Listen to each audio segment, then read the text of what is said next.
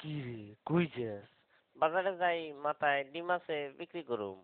শুনলাম তুই নাকি বলদ, তো বাজারে যায় মাথা ডিম বিক্রি করবি কেমনে? এটা তুই বুঝবি না। তুই অত শুনলাম কম যাস না।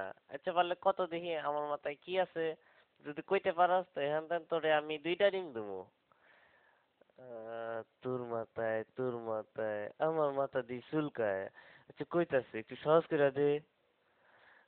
আমার মাথায় যা আছে এটার গায়ের রং সাদা, আর ভাঙলে কুসুম লাল হইতে পারে আবার হলুদ হইতে পারে, আর কম না কইলে বুঝে লবি। বুঝে গেছি, তোর মাথায় লেম্বু।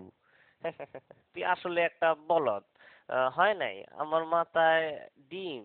ইসিরে, এটা আমি সন্দেহ করছিলাম।